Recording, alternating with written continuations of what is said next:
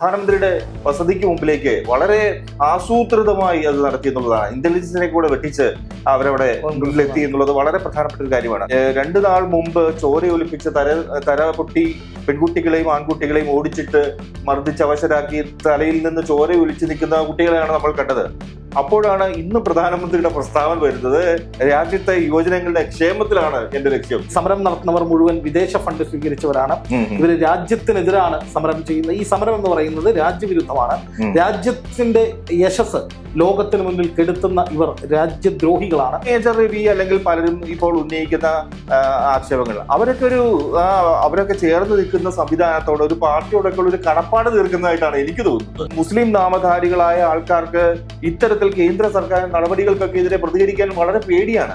എങ്കിലും ഇപ്പോ ദുൽഖർ സൽമാനും സൽമാൻ ഖാനും അല്ലെങ്കിൽ അസീഫ് അലിയും ഒക്കെ പ്രതികരണവുമായി രംഗത്തെത്തി. വിദേശ ഫണ്ടിന് തെളിവുകൾ ഇതിലുണ്ട്, അവർക്ക് വേണ്ടിയാണ് നിങ്ങൾ വാദിക്കുന്നത് പറഞ്ഞാൽ പ്രതിപക്ഷത്തിന് ഉണ്ടാകില്ല. അങ്ങനെ ഒരു സാധ്യത ഉണ്ടായിട്ട് ഈ കേന്ദ്രം അത് പറയാത്തതിന്റെ കാരണം നിങ്ങൾക്ക് സാധനം ഇല്ല എന്നാണ് ഞാൻ മനസ്സിലാക്കുന്നത്. തീർച്ചയായും ധർമ്മേന്ദ്ര പ്രധാന്റെ രാജി എന്നുള്ളത് സംഭവിക്കാനുള്ള സാധ്യത ഉണ്ടോ? ഒടുവിൽ അത് ചെയ്യേണ്ടി വരുമോ? മുന്നോട്ട് വയ്ക്കുന്ന ലക്ഷ്യം ധർമ്മപ്രധാന്റെ രാജിയാണ്. ആ രാജിയിൽ കഴിഞ്ഞൊരു കോംപ്രമൈസ് ഇല്ല എന്നുള്ള നിലപാടിൽ എത്ര നാൾ ഉറച്ചു നിൽക്കുന്നു അതിലേക്ക് കേന്ദ്ര സർക്കാർ വഴങ്ങിക്കൊണ്ടിരിക്കും എന്നുള്ളത് തന്നെയാണ്. കാരണം രാജ്യത്ത് കൂടുതൽ പ്രതികരണങ്ങൾ ഇപ്പോൾ വന്നു തുടങ്ങി. ഫിജി, കോക്രോച്ച് ജനതാ പാർട്ടി ആരംഭിച്ച സമരം കൈവിട്ടു പോയിരിക്കുന്നു എന്ന് പറയുന്ന ഒരു ഘട്ടത്തിലേക്ക് എത്തിയെന്നാണ് എനിക്ക് തോന്നുന്നത്. കാരണം പാർലമെന്റ് തുടർച്ചയായ 4ാം ദിവസവും പ്രതിപക്ഷ ബഹളത്താൽ സ്തംഭിച്ചു. പാർലമെന്റിന് പുറത്ത് ഭരണപക്ഷ എംപിമാരും പ്രതിപക്ഷ എംപിമാരും വലിയ വാക്പോരുകളുമായിട്ട് ഏറ്റുമുട്ടുന്ന സാഹചര്യമുണ്ടായി. രാജ്യത്തിന്റെ വിവിധ ഭാഗങ്ങളിൽ ഇന്ന് വലിയ പ്രതിഷേധങ്ങൾ നടക്കുകയാണ്. ഇന്ന് SFIയും KSUവും ഒക്കെ പഠിപ്പ് മുടക്കുകയാണ്. SFI പ്രതിഷേധിക്കുന്നു, KSU പഠിപ്പ് മുടക്കുന്നു. നാളെ രാജ്യവ്യാപക പ്രതിഷേധത്തിന് CJP ആഹ്വാനം ചെയ്തിരിക്കുകയാണ്. അപ്പൊ ഈ CJP അഥവാ കോക്രോച്ച് ജനതാ പാർട്ടി എന്നത് ആകസ്മികമായി രൂപീകരിക്കപ്പെട്ട ഒരു സംഘടനയാണെങ്കിലും ഇപ്പോ രാജ്യത്തെ പ്രതിപക്ഷ ശബ്ദം എന്ന നിലയിൽ BJP വിരുദ്ധ കേന്ദ്രങ്ങൾ ഒന്നിച്ചു കൂടുന്ന ഒരു ഇടമെന്ന നിലയിൽ വലിയ തോതിൽ പ്രാധാന്യത്തോടുകൂടി പരിഗണിക്കപ്പെടുന്ന ഒരു സംഘടന അല്ലെങ്കിൽ ഒരു ഗ്രൂപ്പ് എന്ന നിലയിലേക്ക് അതിന് പരിണാമം സംഭവിച്ചിരിക്കുകയാണ്. അപ്പോൾ ഈ സമരം വലിയ തോതിൽ ആളിക്കത്താനുള്ള സാധ്യതയുണ്ട് എന്നാണ് ഞാൻ വ്യക്തിപരമായിട്ട് വിലയിരുത്തുന്നത്. അങ്ങനെയാണെങ്കിൽ ഇതിനെ എങ്ങനെ ഈ വിഷയത്തെ അതിജീവിക്കാൻ കേന്ദ്രത്തിന് കഴിയും? അല്ലെങ്കിൽ ഇത് കേന്ദ്ര സർക്കാരിനുള്ള ഒരു വലിയ ഭീഷണിയായി തുടരുമോ? എന്താണ് ഫിജി വിലയിരുത്തുന്നത്? ഈ പാർട്ടികളുടെ സമരം ആ വിദ്യാർത്ഥികൾ യുവജനങ്ങൾ മാത്രം പ്രതിഷേധിക്കുന്നു എന്നുള്ള ഘട്ടത്തിൽ ഒരുപാട് വിമർശനങ്ങൾ ഉയർന്നിരുന്നു. രാജ്യത്തെ പ്രതിപക്ഷമായ കോൺഗ്രസ് ഇത് തിരിഞ്ഞു നോക്കുന്നില്ല, അല്ലെങ്കിൽ മറ്റുള്ളവർ പ്രതികരിക്കുന്നില്ല എന്നുള്ള തരത്തിൽ, വിദ്യാർത്ഥികളെ യുവജനങ്ങളെ പിന്താങ്ങാൻ ആരുമില്ല എന്നുള്ള തരത്തിൽ. പക്ഷേ കൃത്യമായ വഴിയിൽ അത് കോൺഗ്രസ് ഏറ്റെടുത്തു എന്നുള്ളതാണ് വ്യക്തമാകുന്നത്. കാരണം ഒരു യുവജന പ്രസ്ഥാനം ഒരു സമരവുമായി പോകുന്നു, ഓൺലൈൻ പ്രസ്ഥാനമാണ്, സമരവുമായി പോകുന്നു. അവരുടെ ലക്ഷ്യം എന്താണ് എന്നൊന്നും യാതൊരു ഐഡിയയും ഇല്ലാത്ത ഒരു സാഹചര്യത്തിൽ കുറച്ച് കോൺഗ്രസ് സൈലന്റ് ആയി കുറച്ച് നാളുകൾ എന്ന് വേണം മനസ്സിലാക്കാൻ. അതിനുശേഷം അത് ഒരു പാർലമെന്റ് മാർച്ചിലേക്ക് വരുന്നു, അവിടെ പോലീസ് നടപടി ഉണ്ടാകുന്നു. കൃത്യമായും ഏതൊരു രാഷ്ട്രീയ പാർട്ടിക്കും ഏറ്റെടുക്കാവുന്ന ഒരു സമരത്തെ പിന്താങ്ങാവുന്ന അല്ലെങ്കിൽ ഒരു അതിക്രമത്തെ എതിർക്കാവുന്ന ഒരു സാഹചര്യത്തിലേക്ക് കൃത്യമായി എത്തി എന്നുള്ളതാണ് മനസ്സിലാക്കേണ്ട കാര്യം. ആ വഴിയിൽ അത് കോൺഗ്രസ് ഏറ്റെടുക്കുന്നു. കോൺഗ്രസ് വലിയ പ്രതിഷേധത്തിലേക്ക്, BJP പ്രധാനമന്ത്രിയുടെ വസതിക്ക് മുമ്പിലേക്ക് വളരെ ആസൂത്രിതമായി അത് നടത്തി എന്നുള്ളതാണ്. ഇന്റലിജൻസിനെ കൂടെ വെട്ടിച്ച് അവരവിടെ മുന്നിലെത്തി എന്നുള്ളത് വളരെ പ്രധാനപ്പെട്ട ഒരു കാര്യമാണ്. എന്തായാലും കോൺഗ്രസ് ആ ഒരു തന്ത്രം ആവിഷ്കരിച്ചു, അത് വിജയിച്ചു. ആദ്യമായിട്ടാണ് പ്രധാനമന്ത്രിയുടെ വസതിക്ക് മുന്നിൽ അത് BJPയെ സംബന്ധിച്ച്, കേന്ദ്ര സർക്കാരിനെ സംബന്ധിച്ച് വലിയ ഷോക്ക് തന്നെയാണ്. ഇവിടെ KPCC ആസ്ഥാനത്തേക്ക് അതിനുശേഷം യുവമോർച്ച പ്രവർത്തകർ സമരം വെച്ചു എന്ന് നമുക്ക് തമാശ രൂപേണ കാണാൻ പറ്റും. അപ്പോ അതാണ് അതിന്റെ അവസ്ഥ. അപ്പോ അസാധാരണമായ ഒരു സമരമാണ് കോൺഗ്രസ് ഇക്കാര്യത്തിൽ നയിച്ചത്. ഇന്ന് കാണാൻ കഴിഞ്ഞത് ഇക്കാര്യത്തിൽ ഒരു വലിയ വാക്കേറ്റം, പ്രധാനമന്ത്രിയും പ്രതിപക്ഷ നേതാവും തമ്മിലുള്ള വലിയൊരു വാക്കേറ്റം നടന്നു. ഇത് മനസ്സിലാക്കേണ്ട കാര്യം, 2 നാൾ മുമ്പ് ചോരയൊലിപ്പിച്ച് തല പൊട്ടി പെൺകുട്ടികളെയും ആൺകുട്ടികളെയും ഓടിച്ചിട്ട് മർദ്ദിച്ച് അവശരാക്കി തലയിൽ നിന്ന് ചോര ഒലിച്ചു നിൽക്കുന്ന കുട്ടികളെയാണ് നമ്മൾ കണ്ടത്. അപ്പോഴാണ് ഇന്ന് പ്രധാനമന്ത്രിയുടെ പ്രസ്താവന വരുന്നത്, രാജ്യത്തെ യുവജനങ്ങളുടെ ക്ഷേമത്തിലാണ് എന്റെ ലക്ഷ്യം, രാജ്യത്തിന്റെ ലക്ഷ്യം എന്നുള്ളത്. അപ്പൊ ഇതെങ്ങനെ ചേർത്ത് വായിക്കും എന്നുള്ളതാണ് എനിക്ക് മനസ്സിലാകാത്തത്. അപ്പോൾ തന്നെ രാഹുൽ ഗാന്ധി തിരിച്ചടിച്ചിരിക്കുന്നു, കുട്ടികളുടെ ഭാവി തകർത്തത് നിങ്ങളാണ് എന്നുള്ള പ്രതികരണം, അതിശക്തമായ പ്രതികരണം രാഹുലിന്റെ ഭാഗത്തുനിന്ന് ഉണ്ടാകുകയും ചെയ്തു. രാജ്യത്തിന്റെ ജനങ്ങളുടെ കണ്ണിൽ ഈ കുട്ടികളുടെ ചിത്രം, ദയനീയ ചിത്രം മാഞ്ഞിട്ടില്ല. അതിനു മുമ്പാണ് ഈ രാജ്യത്തെ ക്ഷേമം സംബന്ധിച്ചുള്ള പ്രധാനമന്ത്രിയുടെ പ്രസ്താവന വരുന്നത് എന്നുള്ളതാണ് വളരെ അതിശയകരമായി തോന്നിയത്. എന്തായാലും ഈ ഒരു സൈഡിൽ കോൺഗ്രസ് അതിശക്തമായ പാർലമെന്റിൽ കാരണം അവർ ശക്തമായി ഉന്നയിച്ചു കഴിഞ്ഞു. CJP അവരുടെ പ്രതിഷേധം ഇങ്ങനെ തുടരുകയാണ്. അത് ഏത് വിധത്തിൽ മുന്നോട്ട് പോകും എന്ന് കണ്ടറിയേണ്ടതുണ്ട്. വാങ്ചുക്ക് ആശുപത്രിയിൽ നിരാഹാര സമരം തുടരുന്നുണ്ട്. എനിക്ക് തോന്നുന്നു വാങ്ചുക്കിന്റെ പ്രസക്തി പോലും ഇപ്പോൾ നഷ്ടപ്പെട്ടു എന്നാണ് തോന്നുന്നത്. തീർച്ചയായും CJP ഈ കുട്ടികൾ എന്തായാലും സമരം അല്ലെങ്കിൽ അവർ ഉന്നയിക്കുന്ന പ്രശ്നം, ധർമ്മേന്ദ്ര പ്രധാന്റെ രാജി, ഈ ആത്മഹത്യ ചെയ്ത കുട്ടികൾക്ക് അവരുടെ കുടുംബങ്ങൾക്കുള്ള ധനാശ്വാസം, കൂടി നഷ്ടപരിഹാരം തുടങ്ങിയ കാര്യങ്ങളിൽ ഉദ്യോഗസ്ഥർക്കെതിരെ, ക്രമക്കേട് നടത്തിയ ഉദ്യോഗസ്ഥർക്കെതിരെ നടപടി തുടങ്ങിയ കാര്യങ്ങളിൽ തീരുമാനമെടുക്കാതെ അടങ്ങില്ല എന്ന് പറയുമ്പോൾ ഇത് ആദ്യം ചോദിച്ച ഒരു ചോദ്യത്തിന് അതിന് അവിടെ ഉത്തരവുണ്ടെന്നാണ് ഞാൻ വിശ്വസിക്കുന്നത്. കാരണം അവര് അടങ്ങുന്നില്ല. ഈ സമരം മുന്നോട്ട് പോകും.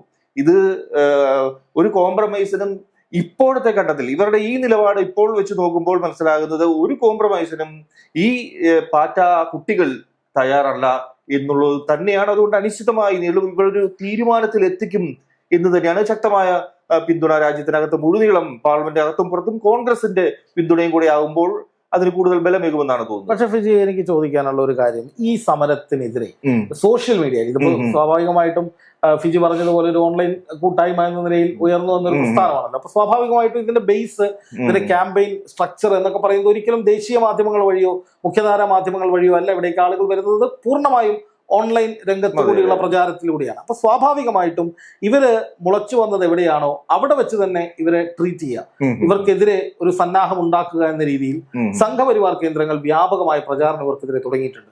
അതായത് ഈ സമരം നടത്തുന്നവർ മുഴുവൻ വിദേശ ഫണ്ട് സ്വീകരിച്ചവരാണ്. ഇവര് രാജ്യത്തിനെതിരാണ് സമരം ചെയ്യുന്നത്. ഈ സമരം എന്ന് പറയുന്നത് രാജ്യവിരുദ്ധമാണ്.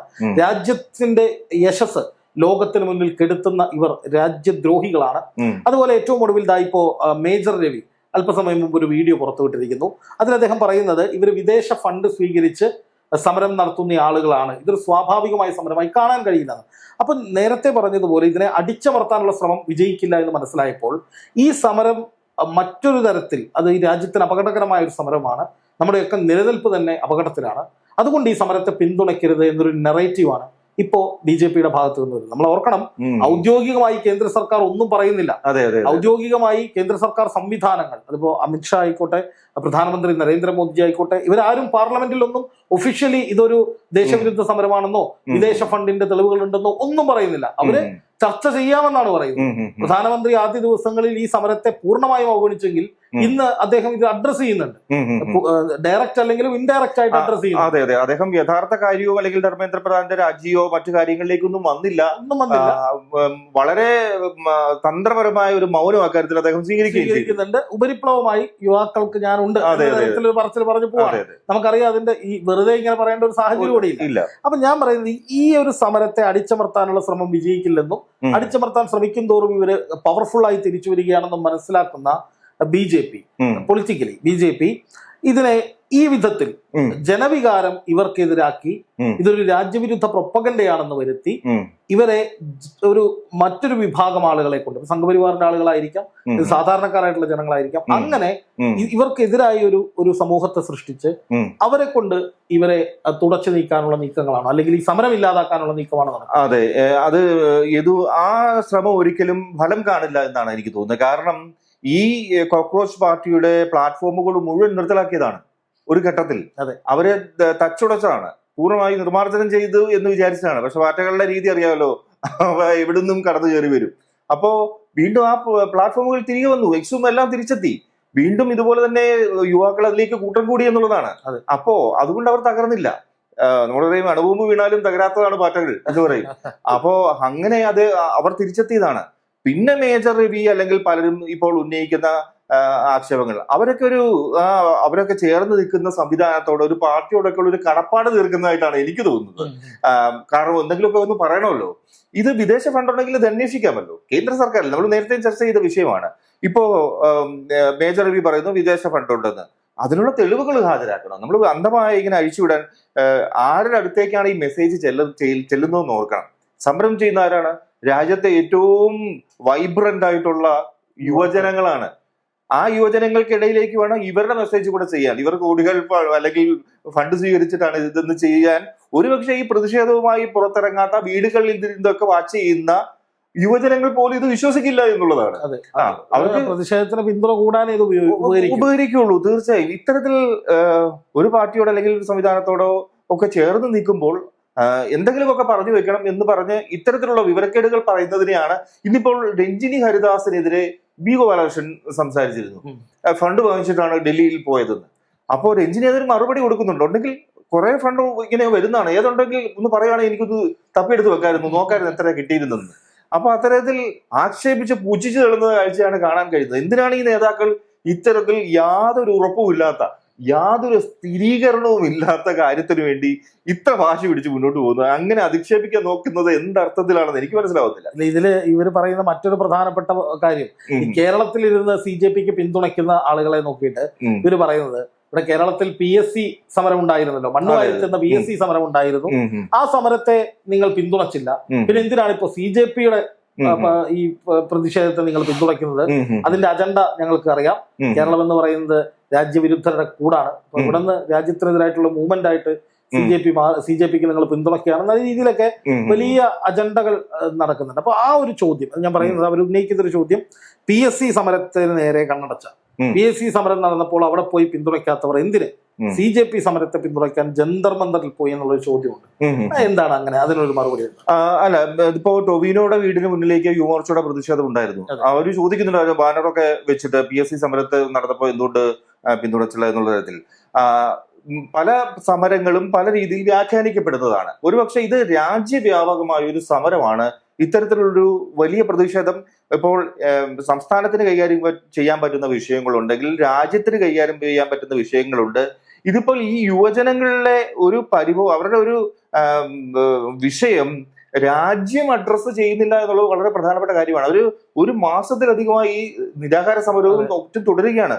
വാങ്ചോക്ക് എന്താ പറയാ, ജീവിതത്തിനും മരണത്തിനും ഇടയിൽ കഴിയുകയാണ്. അപ്പോൾ ഈ ഒരു സാഹചര്യത്തിൽ ആണ് ദേശീയ ശ്രദ്ധ ഇതിനുണ്ട്. ദേശീയ ശ്രദ്ധയല്ല, അന്തർദേശീയ ശ്രദ്ധ ഈ ഒരു വിഷയത്തിന് വന്നു കഴിഞ്ഞു. രാഹുൽ പ്രതിപക്ഷ നേതാവിനെയും പ്രിയങ്ക ഗാന്ധിയും ഒക്കെ വലിച്ചിഴച്ചുകൊണ്ട് പോകുന്ന കാഴ്ചകൾ കണ്ടു കഴിഞ്ഞു. ഇതൊന്നും ഇതിനു മുമ്പ് സംഭവിച്ചിട്ടില്ല. അപ്പോൾ അസാധാരണമായ സംഭവങ്ങൾ നടക്കുമ്പോൾ അസാധാരണമായ വിധം ഒരു പ്രതികരണമൊക്കെ ഉണ്ടാവുക സ്വാഭാവികം മാത്രമാണ്.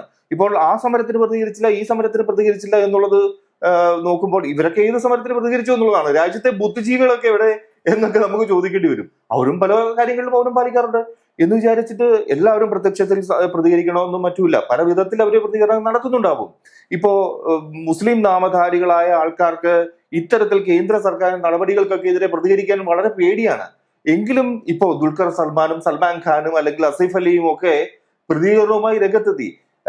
ഇവരൊക്കെ എന്തെങ്കിലും പ്രതികരിച്ചാൽ ഇവരുടെ കാര്യമല്ലാതെ ദേശീയ തലത്തിലുള്ള ആരെങ്കിലും ഇത്തരത്തിലുള്ള നാമധാരികളൊക്കെ വന്നു കഴിഞ്ഞാൽ ഉടനെ അവരെ ആക്രമിക്കുക, ഇവർ രാജ്യദ്രോഹികളാണെന്ന് ചിന്തിക്കുക, പറയുക, നിങ്ങളൊക്കെ പാകിസ്ഥാനിലേക്ക് പോയിക്കോളൂ എന്ന് പറയുക. ഇതൊക്കെയാണ് ഇവരുടെ സ്ഥിരം ശൈലി.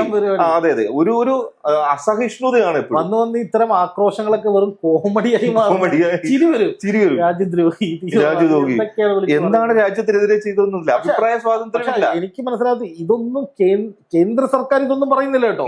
പാർലമെന്റിൽ 4 ദിവസമായി വിഷയത്തിൽ ചർച്ച നടക്കുമ്പോൾ പ്രതിപക്ഷത്തിന്റെ വായടപ്പിക്കാൻ വേണമെങ്കിൽ കേന്ദ്രത്തിന് തെളിവുണ്ടെങ്കിൽ അത് പുറത്തുവിടാം.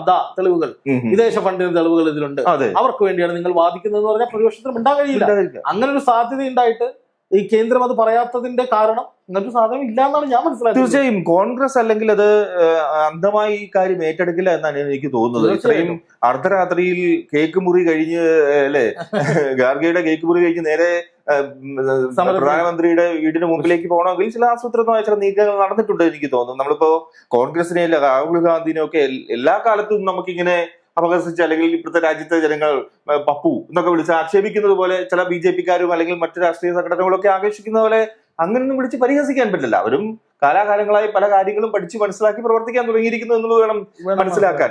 ഇപ്പോ ഇത് പറഞ്ഞത് വളരെ പ്രധാനപ്പെട്ട ഒരു കാര്യമാണ്. പാർലമെന്റിൽ ഒരു രേഖ ഉയർത്തി കാട്ടുകയാണ്, നിങ്ങൾ ആരെയാണ് ഈ പിന്തുണയ്ക്കുന്നത് ചോദിക്കുകയാണ് ഭരണകക്ഷിയിൽ ഒരാൾ. ഇതാണ് അവർ വിദേശത്തു നിന്ന് സ്വീകരിച്ച ഫണ്ടിന്റെ കണക്ക് എന്ന് പറഞ്ഞാൽ തീർന്നു, നിഷ്പ്രഭമായി പോകും കോൺഗ്രസ് അവിടെ, രാഹുൽ ഗാന്ധി അവിടെ, പ്രിയങ്ക അവിടെ. പക്ഷെ അതുണ്ടാകുന്നില്ല. അതിനർത്ഥം ഇത് ഇതിനെ ചുറ്റിപ്പറ്റിയുള്ള ഈ അല്ലാത്ത ഫേക്ക് ആയിട്ടുള്ള പ്രചാരണങ്ങളൊക്കെ പൊള്ളയാണ് എന്നുള്ളത് തന്നെയാണ്. മാത്രമല്ല കേന്ദ്ര സർക്കാർ വളരെ തൃശങ്കൂൽ BJPയും കേന്ദ്ര സർക്കാരും എത്തിയിരിക്കുന്നു എന്നുള്ളതാണ്. ഇപ്പോ സമരക്കാരുടെ നേരത്തെ 4 മണിക്കൂറാണ് കാത്തുനിന്നത് ജദ്ദയുടെ വീട്ടിൽ പോയിട്ട്. എന്നിട്ട് 10 മിനിറ്റാണ് ചർച്ച നടത്തിയത് ആ വിദ്യാർത്ഥികൾ. അതിനാണ് സമയം അനുവദിച്ചത്. എന്നിട്ട് ഒരു തീരുമാനവും ആയില്ല. അതൊക്കെ കൂടി കണക്കിലെടുത്താണ് വിദ്യാർത്ഥികൾ ഞങ്ങൾ ഇനി ഒരാളുടെയും വീട്ടിലേക്ക് അല്ലെങ്കിൽ ഒരു ഓഫീസിലേക്ക് സമരത്തിന്റെ ഒരു ചർച്ചയ്ക്ക് പോവില്ല എന്ന് പറയുന്നത്. കേന്ദ്ര സർക്കാർ അതിന് അനുകൂല നിലപാട് അല്ലെങ്കിൽ അതിന് വഴങ്ങിയിട്ടുണ്ടെങ്കിൽ അത് അവിടെ തോൽവി സംബന്ധിച്ചു എന്നുള്ളതാണ്. അല്ല, കേന്ദ്ര സർക്കാർ ഇപ്പോൾ പറഞ്ഞതായി ഇപ്പൊ ഞാൻ അല്പസമയം മുമ്പ് ഏഷ്യാനെറ്റിൽ കണ്ട ബ്രേക്കിംഗ്, നിങ്ങൾ പറയുന്നിടത്ത് ഞങ്ങൾ വരാം. അതായത് കേന്ദ്ര സർക്കാർ വിദ്യാർത്ഥികളോട് പറയുന്നു, നിങ്ങൾ ആവശ്യപ്പെടുന്നിടത്ത് ചർച്ച നടത്താൻ ഞങ്ങൾ സന്നദ്ധരാണ് എന്നത് വരെ എത്തി. പക്ഷെ വിദ്യാർത്ഥികൾ പറയുന്നത്, നിങ്ങൾ ധർമ്മേന്ദ്ര പ്രധാനെ രാജി എഴുതി വാങ്ങിക്കൂ, അതിനുശേഷം ചർച്ച എന്നതിലേക്ക് കാര്യങ്ങൾ മാറി. അപ്പൊ നാളെ രാജ്യവ്യാപക പ്രതിഷേധം നടക്കാൻ പോവുകയാണ്. കേന്ദ്ര സർക്കാർ ഇങ്ങനെയൊക്കെ പറഞ്ഞിട്ടും വിദ്യാർത്ഥികൾ അമ്പലും വില്ലും അടുക്കുന്നില്ല. പാർലമെന്റ് പ്രക്ഷുബ്ധമായിരിക്കുന്നു. ഇനി ഇതിന്റെ ഒരു ഭാവി എന്തായിരിക്കും? എങ്ങനെയായിരിക്കും ഈ സമരം മുന്നോട്ട് പോവുക? എങ്ങനെയാണ് കേന്ദ്രത്തിന് ഇതിനെ ഒന്ന് തണുപ്പിക്കാൻ കഴിയുക? എന്താണ്? തീർച്ചയായും CJP എടുക്കുന്ന നിലപാട്, ഇപ്പൊ കോൺഗ്രസ് വലിയ പ്രതിഷേധം നടത്തി, അവർക്കൊരു അവസരം കിട്ടി, പാർലമെന്റിലേക്ക് വിഷയം ഉന്നയിക്കാനും കഴിഞ്ഞിട്ടുണ്ട്. ഒരുപക്ഷെ കോൺഗ്രസ് ഉന്നയിക്കുന്ന ശക്തമായ ആക്ഷേപങ്ങൾക്ക് പിൻബലമേകണമെങ്കിൽ CJP അവരുടെ നിലപാടിൽ ഉറച്ചു നിൽക്കേണ്ടതുണ്ട്. CJP ഇപ്പോ വാങ്ചുക്ക് അല്പം അതിൽ നിന്ന് അല്പം വലിയുന്നോ, അല്ലെങ്കിൽ എന്താ പറയാ, വിദ്യാർത്ഥികളെ ആക്രമിച്ചവർക്കെതിരെ നടപടിയെടുക്കണം എന്നുള്ള രീതിയിൽ പറയുന്നു. വിദ്യാഭ്യാസ മന്ത്രിയുടെ രാജി ആവശ്യപ്പെടുന്നില്ല എന്നുള്ള തരത്തിലുള്ള വാർത്തകൾ വരുന്നുണ്ട്, ചില സൂചനകളൊക്കെ വരുന്നുണ്ട്, റൂമേഴ്സ് വരുന്നുണ്ട്. അപ്പോ ഈ വിദ്യാർത്ഥികൾ, യുവജനങ്ങൾ എന്ത് നിലപാടെടുക്കുന്നു, CJP എന്ത് നിലപാടെടുക്കുന്നു എന്നതിനെ അടിസ്ഥാനമാക്കിയായിരിക്കും കോൺഗ്രസിന്റെ മുന്നോട്ടുള്ള നീക്കം എന്നായിരിക്കും എനിക്ക് മനസ്സിലാവുന്നത്. കാരണം ഇപ്പോൾ അവർ ഒരു ബലം പിടിച്ചു നിൽക്കുകയാണ്. ഞങ്ങൾ ഒരു വെറുതെ ചർച്ച നടത്തി നെഗോഷിയേഷൻസ് മാത്രമാണ് ഇതിക്ക് നടക്കുക. അങ്ങനെ ഒരു ചർച്ചയ്ക്ക് സാധ്യത, അവർ മുന്നോട്ട് വയ്ക്കുന്ന ലക്ഷ്യം ധർമ്മപ്രധാന്റെ രാജിയാണ്. ആ രാജിയിൽ കഴിഞ്ഞൊരു കോംപ്രമൈസ് ഇല്ല എന്നുള്ള നിലപാടിൽ എത്ര നാൾ ഉറച്ചു നിൽക്കുന്നു, അതിലേക്ക് കേന്ദ്ര സർക്കാർ വഴങ്ങിക്കൊണ്ടിരിക്കും എന്നുള്ളത് തന്നെയാണ്. കാരണം രാജ്യത്ത് നിന്ന് കൂടുതൽ പ്രതികരണങ്ങൾ ഇപ്പോൾ വന്നു തുടങ്ങി. സാമൂഹിക ഒരു മൊത്തം ദേശീയ തലത്തിൽ പല രീതിയിൽ പല മേഖലയിലുള്ളവർ പ്രതികരിക്കാൻ തുടങ്ങിയിട്ടുണ്ട്. അപ്പൊ ഇങ്ങനെ ഒരിക്കലും സമരം നീട്ടിക്കൊണ്ടു പോകുന്നത് ശരിയല്ല. ഒരുപക്ഷെ ഈ കുറച്ച് ഇപ്പോൾ ഒരു പ്രതിഷേധവും അല്ലെങ്കിൽ അറ്റാക്കൊക്കെ കഴിഞ്ഞ് ഇങ്ങനെ നിൽക്കുകയാണ്. ഈ കുട്ടികൾ വീണ്ടും സംഘടിച്ച് സമരം തുടരും തോറും, മറ്റ് ആലോചനകൾ നടത്തി പ്രതിഷേധം വ്യാപിപ്പിക്കാൻ നോക്കും തോറും BJP കൂടുതൽ സമ്മർദ്ദത്തിലാകും. അവർക്ക് ഈ ഒരു സാഹചര്യത്തിൽ വഴങ്ങേണ്ടതിനപ്പുറം മുട്ടുമടക്കി കൊടുക്കേണ്ട സാഹചര്യം വരുമെന്നാണ് എനിക്ക് തോന്നുന്നത്. ശരിക്കും ഞാനിത് ഈ സമരത്തെ ഇങ്ങനെ നോക്കി കാണുമ്പോഴേ, സമാനമായിട്ട് കർഷക സമരം എന്നുള്ളത് തുടങ്ങിയ സമയത്ത്, കർഷക സമരം തുടങ്ങുന്ന സമയത്ത് ഇതുപോലെ തന്നെയായിരുന്നു. അതിർത്തി ഗ്രാമങ്ങളിൽ നിന്നും, പല അതിർത്തി ഗ്രാമങ്ങൾ, ഹരിയാനയിൽ നിന്നും, യുപിയിൽ നിന്നൊക്കെ, പഞ്ചാബിൽ നിന്നൊക്കെ ഇങ്ങനെ വരികയാണ്. ഈ ആളുകൾ, കർഷകര് പതുക്കെ ഡൽഹിയിലേക്ക് വരുന്ന സമയത്ത് അതിർത്തികളിൽ ഇവരെ തടയുന്ന ഒരു സാഹചര്യം. ആ സമയം മുതലാണ് ഇത് കുറെ കൂടി തീക്ഷ്ണമാവുന്നത്. അന്നും ഇത് തന്നെയാണ് സംഭവിച്ചത്. ഡൽഹി പോലീസ് അടക്കം അതിർത്തികളിൽ വെച്ച് BJP ഭരിക്കുന്ന സംസ്ഥാനങ്ങളിലെ പോലീസും കൂടെ ചേർന്ന് ഈ പറയുന്ന കർഷകരെ ആദ്യം മാരകമായി മർദ്ദിക്കുകയായിരുന്നു. അതിനുശേഷം അതിനെ അതിജീവിച്ചവര് രാജ്യ തലസ്ഥാനത്തെത്തി. അന്നും ഈ പറയുന്നത് പോലെ ഇവര് വിദേശ ഫണ്ട് വാങ്ങിച്ചിട്ടാണ്, ഖലിസ്ഥാൻ ഭീകരരാണ് ഇതിന് പിന്നിൽ എന്നൊക്കെ പറഞ്ഞ് വലിയ പ്രൊപ്പഗണ്ടകൾ ഇവിടെ അടിച്ചിറക്കി. പരമാവധി ആ സമരത്തെ അവഗണിക്കാനും സമരത്തിനെതിരെ പോലീസിനെ ഉപയോഗിച്ച് ആക്രമിക്കാനും ഒക്കെ ശ്രമം നടന്നു. പക്ഷെ അവസാനം ആ സമരത്തിന്റെ കാരണം കർഷക ബില്ലായിരുന്നു. ആ കർഷക ബില്ല് കേന്ദ്രത്തിന് കീറിയെറിയേണ്ടി വന്നു. പ്രധാനമന്ത്രി നരേന്ദ്രമോദി കർഷകരോട് മാപ്പ് പറയുകയും ചെയ്തൊരു സംഭവമുണ്ട്. അത് സമീപകാലം നമ്മുടെ മുന്നിലുണ്ട്. അപ്പം അതിലേക്ക് നയിച്ചത് കർഷകരുടെ ഇച്ഛാശക്തി തന്നെയായിരുന്നു. അത് ഈ പറയുന്നത് പോലെ ഒരുപാട് കർഷക സംഘടനകളുടെ നേതൃത്വത്തിൽ, എന്നാൽ ഒരു സംഘടനയുടെ ലേബലില്ലാതെ കർഷകൻ എന്നൊരൊറ്റ ലേബലിലാണ് എല്ലാവരും സംഘടിച്ചത്. ഇവിടെയും ഈ ഒരുപാട് യുവാക്കൾ വരുന്നുണ്ടെങ്കിലും, പല വിദ്യാർത്ഥി സംഘടനകളിലും യുവജന സംഘടനകളിലും ഒക്കെ അവർ മെമ്പേഴ്സ് ആണെങ്കിലും, അവർ യുവാക്കൾ അല്ലെങ്കിൽ വിദ്യാർത്ഥികൾ എന്ന ഒരൊറ്റ ലേബലിലാണ് അവിടെ വന്നിരിക്കുന്നത്. അപ്പൊ ഇത് രണ്ടും വലിയ സമാനതകളുണ്ട് എന്നാണ് ഞാൻ നോക്കിക്കാണുന്നത്. അപ്പൊ ഞാൻ ചോദിക്കുന്നത്, ഈ ധർമ്മേന്ദ്ര പ്രധാന്റെ രാജി എന്നുള്ളത് സംഭവിക്കാനുള്ള സാധ്യത ഉണ്ടോ? ഒടുവിൽ അത് ചെയ്യേണ്ടി വരുമോ? ഈ CJP വഴങ്ങിക്കൊടുത്താൽ, BJPക്ക് കേന്ദ്ര സർക്കാരിന് വഴങ്ങിയാൽ രാജി ഉണ്ടാവില്ല. അവരുടെ നിലപാട് പോലെ ഇരിക്കും. അല്ലെങ്കിൽ കോൺഗ്രസ് അതിശക്തമായി മുന്നോട്ട് പോകും. കോൺഗ്രസ് ഇനി ഒരു കൂടുതൽ പ്രത്യക്ഷ സമരത്തിലേക്ക് പോകുമോ എന്നുള്ളൊരു സംശയമുണ്ട്. അല്ലെങ്കിൽ അത് CJP കൂടുതൽ മുന്നോട്ട് പോകും തോറും കോൺഗ്രസ് അതോടൊപ്പം മുന്നോട്ട് പോകും. ഈ വിദ്യാർത്ഥികളെ മുന്നിൽ കണ്ടുകൊണ്ട് അവർ പല പ്രതിഷേധ പരിപാടികളും ആസൂത്രണം ചെയ്യും. ഇപ്പോൾ അല്ലെങ്കിൽ ഇപ്പോൾ ഓൾറെഡി കോൺഗ്രസ് ഇപ്പോൾ തന്നെ ചില ആലോചനകൾ നടത്തിയിട്ടുണ്ടാവും. ഇതിങ്ങനെ സംസ്ഥാന തലത്തിൽ അല്ലെങ്കിൽ ദേശീയ തലത്തിൽ ഇതിനെ കൂടുതൽ പ്രക്ഷുബ്ധമാക്കാം അല്ലെങ്കിൽ ശക്തമായി മുന്നോട്ട് കൊണ്ടുപോകുന്ന ഒരു ആലോചന നടത്തിയിട്ടുണ്ടായിരിക്കും. ഒരുപക്ഷെ അതും വരുന്ന ദിവസങ്ങളിൽ നമുക്ക് കാണാൻ കഴിയുകയുള്ളൂ. പിന്നെ ഈ കർഷക സമരം സംബന്ധിച്ചപ്പോ ഇപ്പോൾ നമ്മൾ കേരളത്തിലൊന്നും അതിന്റെ യാതൊരു ഇമ്പാക്റ്റും ഉണ്ടായിരുന്നില്ല. ആരും ഇവിടെ കാര്യമായിട്ടൊന്നും ചർച്ചയില്ല. നമ്മളൊക്കെ മാധ്യമ പ്രവർത്തകരും അല്ലെങ്കിൽ അത്തരത്തിൽ കൂടുതൽ ചിന്തിക്കുന്നവരും ഒക്കെ അതിനെക്കുറിച്ച് കണ്ടുള്ളൂ, വിചാരിച്ചുള്ളൂ, ചർച്ച ചെയ്തുള്ളൂ. എന്താണ് ഇതിന്റെ അടിസ്ഥാനം, എന്താവശ്യങ്ങളാണ് ഇവർ ഉന്നയിക്കുന്നത് എന്നുള്ളത്. പക്ഷെ അങ്ങനല്ല. നീറ്റ് പരീക്ഷ എന്ന് പറഞ്ഞാൽ ഇവിടെ ഒരു അത്യാവശ്യം ഹയർ സെക്കൻഡറി പഠിക്കുന്ന കുട്ടികൾക്ക് എല്ലാം ബോധമുള്ള അറിവുള്ള കാര്യമാണ്. അതുകൊണ്ടാണ് കേരളത്തിൽ നിന്ന് കൂടുതൽ പ്രതികരണങ്ങൾ വരുന്നത്. കേരളത്തിൽ നിന്നുള്ള ആൾക്കാർ ഡൽഹിയിൽ പോയി പ്രതിഷേധിക്കുന്നുണ്ട്. അപ്പോ രാജ്യവ്യാപകമായി എല്ലാ സംസ്ഥാനങ്ങളിലും വിഷയമാകുന്ന ഒരു കാര്യമാണിത്. രാജ്യത്ത് മാത്രമല്ല, അതിനു പുറത്തും അവിടുന്ന് വിദ്യാർത്ഥികൾ ഇവിടെ പരീക്ഷ എഴുതാൻ എത്തുന്നുണ്ട്, രാജ്യത്തെ വിദ്യാർത്ഥികൾ. അപ്പോൾ അങ്ങനെ രാജ്യം മുഴുവൻ ചർച്ച ചെയ്യുന്ന, ലോകത്തിന്റെ പല ഭാഗങ്ങളിലും ചർച്ച ചെയ്യുന്ന ഒരു വിഷയം അഡ്രസ്സ് ചെയ്യപ്പെടുകയാണ് ഇവിടെ ചെയ്തത്. അതുകൊണ്ട് തന്നെ ഇത് കർഷക സമരത്തേക്കാൾ കൂടുതൽ മൈലേജ് ഈ സമരത്തിനുണ്ട്. അത് ഈ ഒരു രീതിയിൽ പോയി കഴിഞ്ഞാൽ ഈ വിദ്യാർത്ഥികൾക്ക് ഇത് അവരുടെ ആവശ്യങ്ങൾ നേടിയെടുക്കാൻ കഴിയും, അല്ലെങ്കിൽ ഈ വിദ്യാർത്ഥികളെ എങ്ങനെയും സ്വാധീനിക്കാൻ കഴിയുമോ? എനിക്ക് തോന്നുന്നില്ല. സാധ്യതയില്ല. ധർമ്മേന്ദ്ര പ്രധാന്റെ രാജിയല്ലാതെ ഒരു ചർച്ചയ്ക്കുമില്ല എന്ന് പറയുന്ന കുട്ടികൾ വഴങ്ങണമെങ്കിൽ എന്തെങ്കിലുമൊക്കെ ഒരു മിറാക്കിൾ സംഭവിക്കും. അത് മാത്രമല്ല, ഇതില് തുടക്കത്തിൽ ഉണ്ടായിരുന്നത് അഭിജിത്ത് ദീപ് കെ, സോനം വാങ്ചുക് തുടങ്ങിയവരിൽ കേന്ദ്രീകരിക്കപ്പെട്ട ഒരു സമരമായിട്ട് വേണമെങ്കിൽ കാണാം. കാരണം തുടക്കത്തിൽ വളരെ കുറച്ച് ആളുകൾ.